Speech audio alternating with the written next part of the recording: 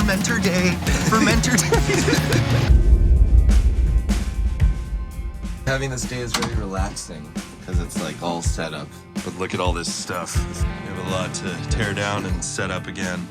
It's gonna be good. It's gonna be good. Hi, Luke. Good morning. Good morning. Are you feeling sprightly today? I am. That's good. How's your camera feeling? Is it sprightly? It's a Canon zoom lens. It's doing its best. It's possible it may end up stacking on top of the 8x10. I always liked it because it provided vertical symmetry, but acoustically maybe. Also just as dangerous as possible. I want to be like Sunno, but I want to play thrash. Yeah, you can do that. Is that a thing? If you want to hate your life, then your knees in your back. You want to play from in here? You could play from the control room. You can set it that way too. But No, I want to be in here with them. we have as far as mics on those. 906, a 121, and the lower speakers, a 441. Yeah, 3 mics on each guitar stack, and then the 47 on the bass cab. But also we can see where we like. I think we're at the 32 right here, right? Yes, exactly. Meet Fermentor, an instrumental music duo from San Diego, consisting of myself, Adam Wally Wallach on guitar, and my best friend Dylan Marks on drums. We have been making music together since 2008, and we continue to love making music together today. At the beginning of 2023, Dylan and I had 8 Fermentor songs written for our next album called Meld. Recording those songs was goal number 1. Here next to you. Yes. I will say if there's any possibility of finding a way, if there's something we find is redundant or unnecessary, if we could get a room mic for the guitars in sort of like a listening position. Where would you put it? Just here. So the way that they're firing here. So if I have something here. That would be completely useless. You think so? Oh yeah, it'll just be an out-of-phase, shady sounding mic. There's no diffusion. There's nowhere for sound to go. You know, it's like you might as well put it inside of a basketball. All right, I guess when we practice, I have it very similar to that, and I sort of have a symmetrical listening position, and there I find that you get your phantom center, and it kind of has that, and so I wondered if having a mic there to reinforce it. Okay. I was just curious. Yeah, put it up. We got. Well, I mean, we only have so many inputs. So I figured out a scheme. I'm gonna use the three buses on a BCM10. I'm gonna cheat the reverb, and then the SSL. I'll use the other 2. So yeah, we'll have enough inputs. Okay. We'll decide what you put in. All right, I appreciate you humoring me. I really do. It'll sound disgusting. Maybe that's what I go for. I don't know. You try something, maybe it falls flat on its face. But you try it. Want to use something fancy? We got some new 87s, I think. I was gonna mention 87. But Yeah, that'd be right. Thank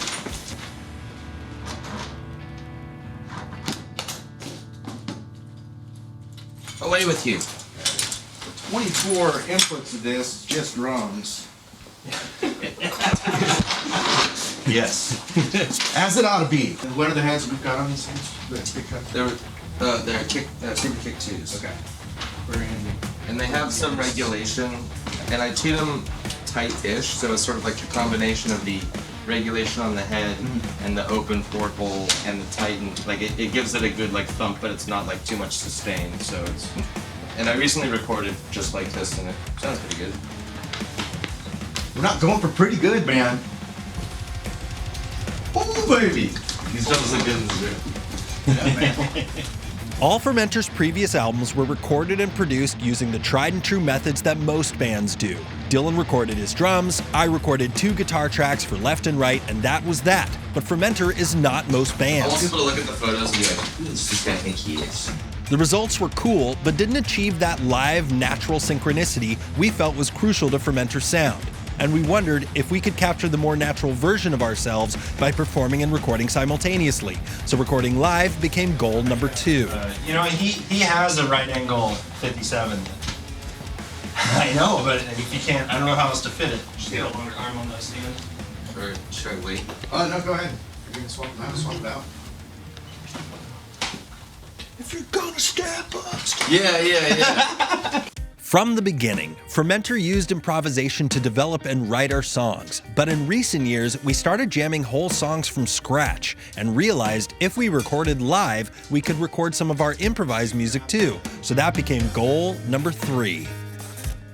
One thing we never wanted to compromise was the sonic quality of the recordings. Enter Ben Moore and Singing Serpent Studios. Singing Serpent had the equipment, the space, and the physical ins and outs required to try and pull off this magic trick.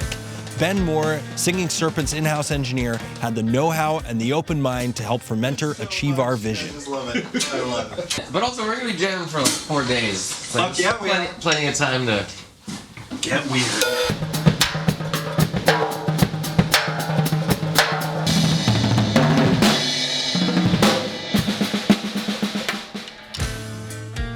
What you call that?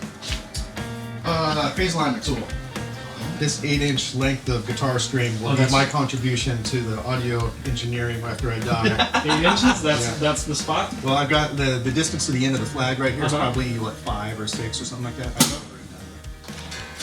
So because no two speakers mounted the same way, no two cabinets are really designed the same way as far as depth. The only place that you could really measure and have a consistent reference point is the end of the voice coil, right where the glue ring is on the inside of the speaker. So by putting this in, Here was the plan. Day 1 was all setup. The next 4 days was all recording. This meant that we had an average of 2 written songs per day that needed to be recorded for Meld. But we could warm up with jams, we could take a break in the middle of the day between songs with jams, and we could wind down the day with a bunch of jams, and we would record everything. If we're gonna have pillows, I do have 2 of the same pillow. Okay. So we're gonna replace them. Absolutely. An additional wrinkle was still wanting to record ourselves, so Ben helped me set up a screen share from my laptop in the live room to the studio computer so we could record ourselves and send everyone else home after the first day. I just realized I can see him doing stuff.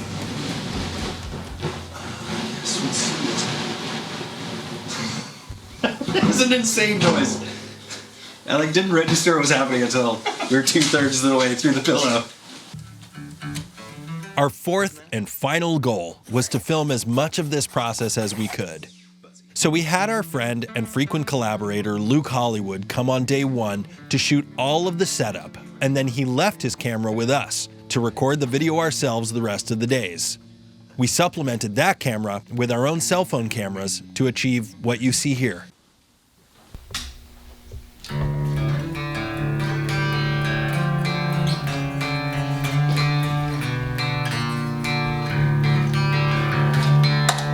Am I good to put this back on? yeah. Okay. There you go. If you just want that side, we can do this. So that'll just output through there. Sad speaker. I should have interrogated the cab. I'm a disappointment.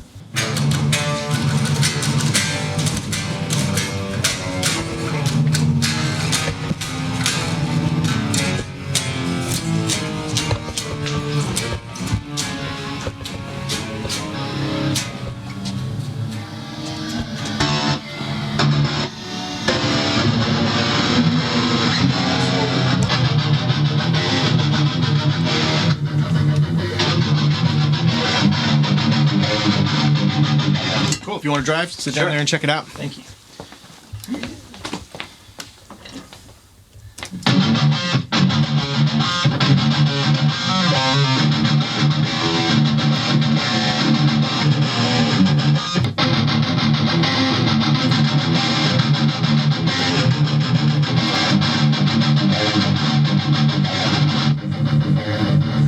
Yeah, Right? pretty much it. It'll be easier to tell once it's up against the drums. What oftentimes, if you wanted to do something like this and you didn't want, and you wanted the width of doubling the guitars, but not actually having to do the work, you would use 2 distortion sources that are matched fairly close to each other, and in nature they will never react exactly the same way to Yeah. the same guitar, and so Yeah. you end up with this artificial width to it that feels like Totally. you double tracked it without having to do the work. That is what I wanted to do. Those are both the same type of head, but I can't switch the channels on them at the same time. And I use the clean side and I use the And crunch side. what's the source of the gain? Is it from the It's from the first triple X, and then I Yeah. just go into the return on the Got other. it. Essentially, I'm bypassing its tube section, or its preamp section. And I was actually looking for more of a just interesting phantom center that wasn't super wholly defined, Yeah. although that was sort of my idea for the room, was that would help give it that, to ground it a little bit. We did track that U87 if you want to listen Oh, to yeah. that, and See how I'm bad it really is? Curious to hear that. Let's have a listen.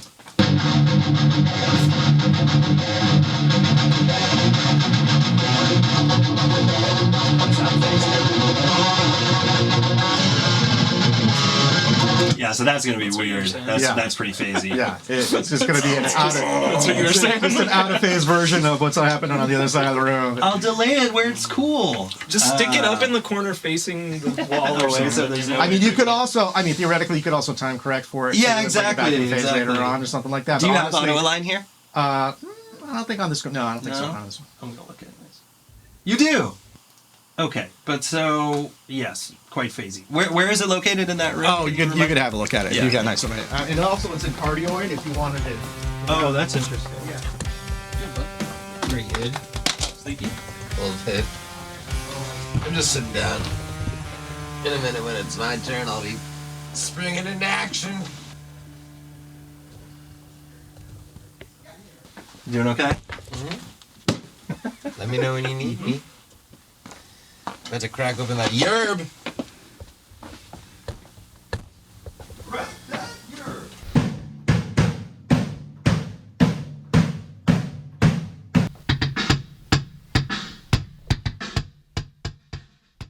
The right one is still a little bit higher, just a hair. Okay, let's do snare drum.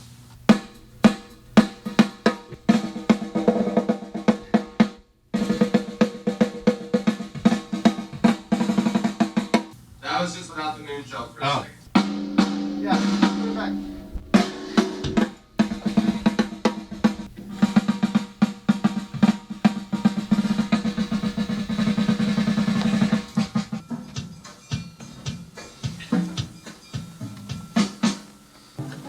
Oh, and I'm out of patch cables.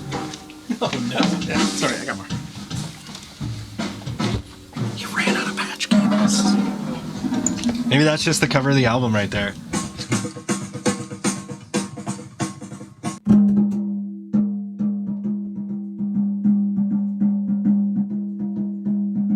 Yes. Are they on? Yes, it's an inline pad.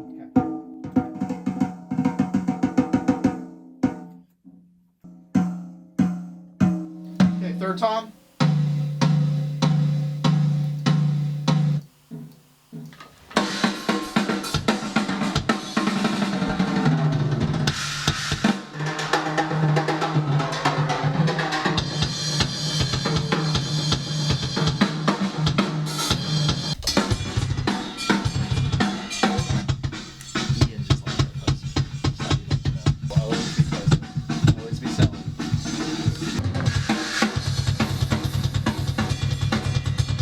Fuck. That's cool. That kid's awesome, man. Yep, thank you. I love it. Yeah. That's the second kit I ever bought. The Yeah? first kit I bought with my bar mitzvah money, and I had it until like 2 years ago, and then I bought that one. I consider it for certain, things like this, like kind of the top of its class. Yeah, no, those are amazing drums. I literally scoured Craigslist for like 18 months. Yeah. Just being like, at some point, someone's gonna get rid of one of these, and I had like my radius on Craigslist like 500 miles, and I would literally just like check it every like week or so. Yeah. And then one day it popped up for $1,900 in Riverside, and I was like, "Where are you? I'm coming right now. Shut up!" Like, and I was there in like 40 minutes. Like, man. yeah. 40 minutes. Was it the whole kit? It was this setup here? Or Yeah, that's my snare that I already had. That's Yeah. a stage custom snare, and it's actually a little bit fucked up. It's like oblong. It's like so. And then like. But I mean, like this configuration, the tom sizes and the. Oh yeah. He had all five of the toms and the bass That's drums. so great. Yeah. That's so great, dude. I'm curious to hear the overheads, and otherwise I'm thinking it's sounding very cool.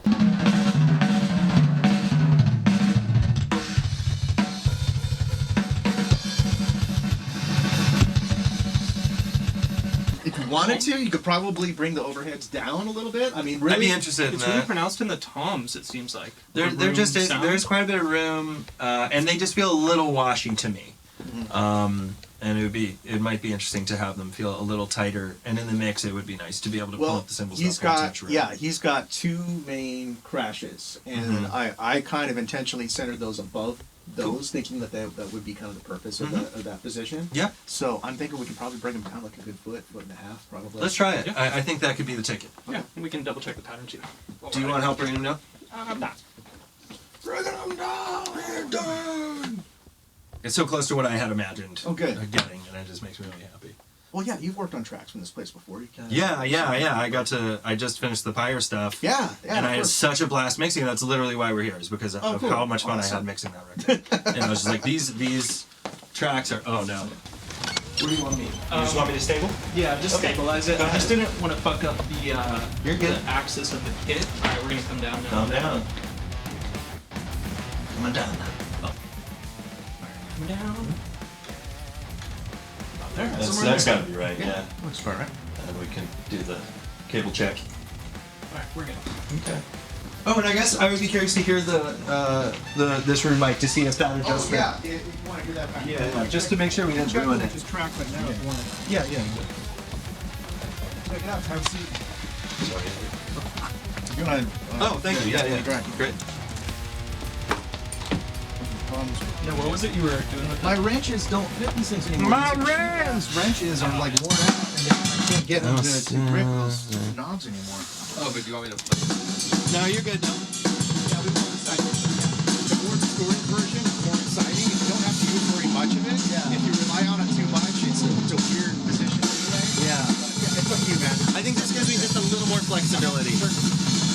All right, cool. Then I just want to, if you can track a little more, Dylan, Yeah. I just want to hear those overheads. And I think we'll be golden. Drag a As long little as you- more. As long as you feel happy.